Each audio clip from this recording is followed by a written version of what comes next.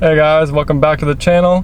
Today I'm going to go over an in-depth review of the boot mode tune for your BMW F30 and more specifically for my car, the N20 engine. And we got our BMW Invasion shirt on. Pretty much going to go over why I chose to do this to my car, the gains you should expect, features of the tune, and whether or not it's reliable or worth it. So let's get into it.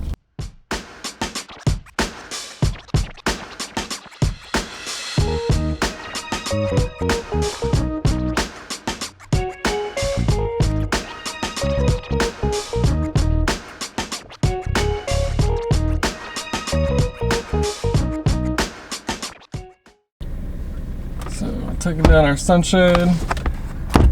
About to just talk to you guys on the way to Detail Ground of Orlando. I'm gonna go check that place out. I've never been there, but they have a bunch of P&S detailing products, and I need more bead maker, and it's out of stock on Amazon right now, so I need it now. I cannot wait. So let's go check that place out. I bought the license from Keys Motorsports. I'll leave a link in the description below. So I'd go ahead and get the bundle too. That way you have access to all the OTS maps on the OTS map screen and not just one free map. So I'd definitely get the bundle if you plan on trying out different Octanes or different stage tunes. I've heard great reviews. I've heard it's pretty reliable for the car, and they've been testing it on this engine specifically, I think since 2016, stated on their website. So they've been doing some pretty good bit of R&D. And they're also constantly updating the software. In regards to like the reliability aspect, of course you're increasing boost and power. So with that being said, it's gonna wear on the motor more. But what I do is I change my oil every 3K miles. I know that helps, just having fresh oil in there. And I'm also running just the Stage 1 93 octane tune. And that's rated for completely stock internals. And I'm pretty much full bolt on besides the diverter valve. So I'd say I'm pushing pretty safe power. And the N20 is only a 4-cylinder engine, so there's no need to go super crazy. I mean, it can only handle so much. All right, so some things I do as far as reliability maintenance are spark plugs, ignition coils, and more frequent oil changes. So normally for this engine, you'd want to change the spark plugs every 50 to 60K miles.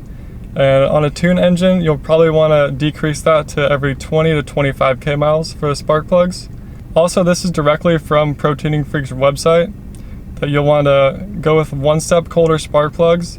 And if you're running less than 30 PSI of boost, to gap them at 0.022 to 0.023 inches.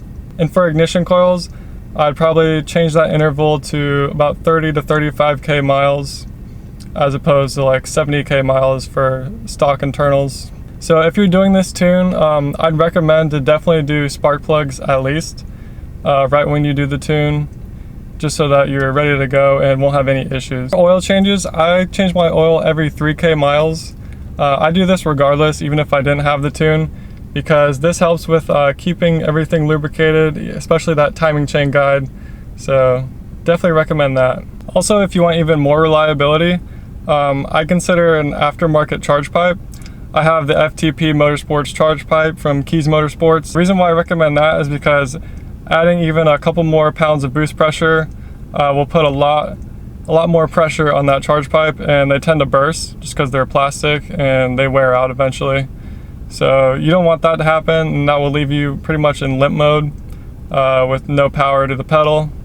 So I'd go ahead and upgrade that as well while you're at it. Next bolt-on that I'd recommend would be a front mount intercooler. This will help to reduce increased temperatures from running higher boost. So basically the tune will be more efficient and your engine will be less susceptible of heat soaking. In addition to those two bolt-ons, I'm also running FTP Motorsports boost pipe.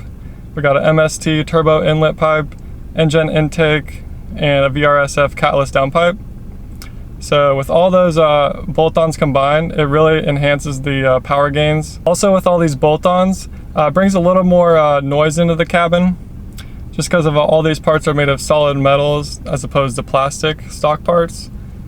So it's kind of cool. You can kind of hear a little bit more turbo action. Pull it up. detail ground. Let's check it out.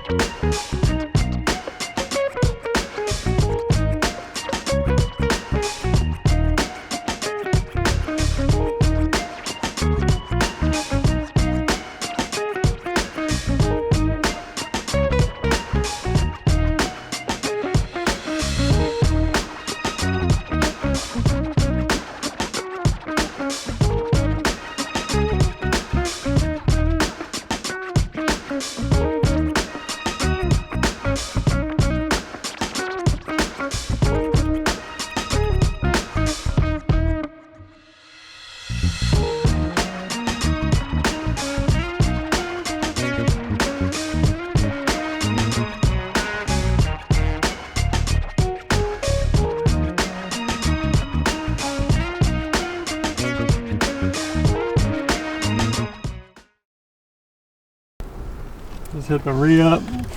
Got some more bead maker.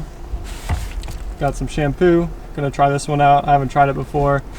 And re-up on the brake buster. And also got some TNS interior cleaner. So I can get this out of the bag. So gonna try that out as well. All right, good to go. Detail ground of Orlando. Definitely come check them out if you're in the area. They carry a lot of high quality products and even offer detailing services as well. So definitely come here and check it out. So as far as power gains go, they have the power gains listed on the website. So when you click on the tune that you want, it'll bring you to the add to cart page. And it'll show you a list of gains you can expect from each different tune. So for stage 1, 93 octane, which I'm running, they say it's an 18% horsepower gain and 22% torque gain. So stock figures on my car is about 240 horsepower as base horsepower, and then about 255 torque.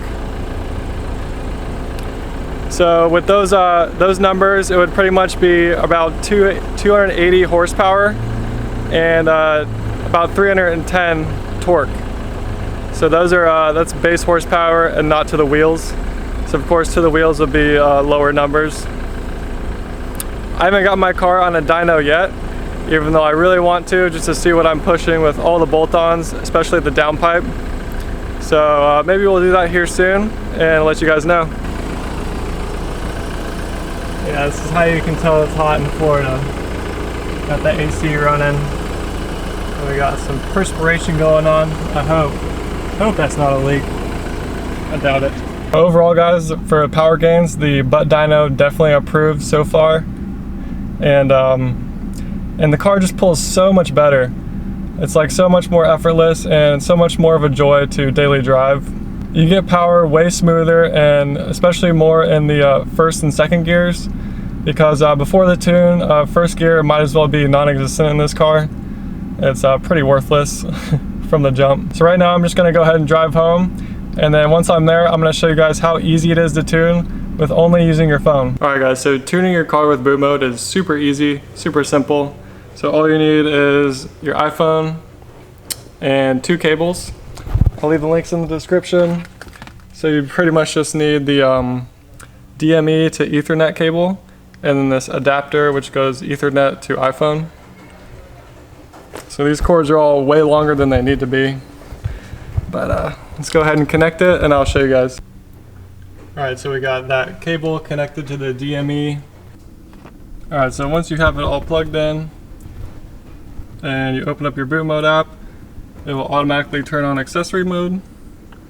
So you'll want to turn off the AC just so we're not pulling a lot of power from the battery.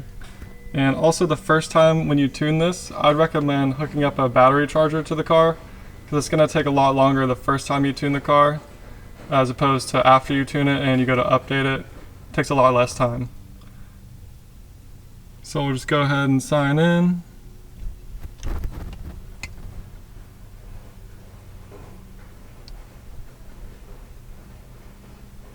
Alright, ODB connected. So it'll just tell you all of the details. So we're going to hit the menu button and we'll go to My Maps. So these are the maps I'm running. As you can see, Stage 1, 93 Octane, for the N20 engine. And then you also have all of these different OTS maps. So different octanes, Stage 2, E30 Octane, aggressive burbles. And then we can go to data logs. That'll just have a list of all your data logs that you run from your dashboard. So pretty much just double tap and you'll start data logging. So this is really convenient for on the go. So you don't have to have a Wi-Fi agent or anything, you just have to use your phone. So that's super convenient. And it also has a diagnostic reader so you can read check engine lights, all that stuff. And then if you want to change settings for your map, you go to Configure. And here you can adjust the burble type, OEM, OTS, original, custom, where you can mess with the dials. We'll do that another day. Cold start, cat heating, so you can turn cold start down a little bit so it's not as noisy. You can do a GTS startup roar like the M4. Exhaust flap, so you can control whether it's on or off in sport mode. Pretty sure it's always open in sport plus mode. And then you can control speed limiter, catalytic monitors if you have a catalyst downpipe, so it'll turn off the check engine light. And then you can also adjust the boost by gear.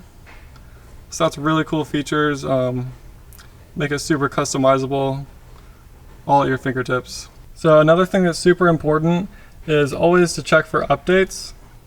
I've been going probably like a couple months without an update, and then I did the update and it has boost control changes and ignition timing changes. So after I did the update, the car ran way smoother. So I definitely recommend you to stay on the updates, keep an eye out for them when they come out.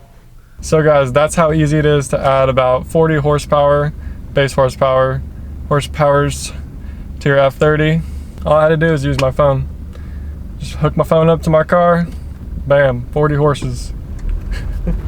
I appreciate all you guys watching my videos and subscribing to the channel. If you haven't, hit that subscribe button, hit the like button, and I'll catch you guys on the next one. Peace out.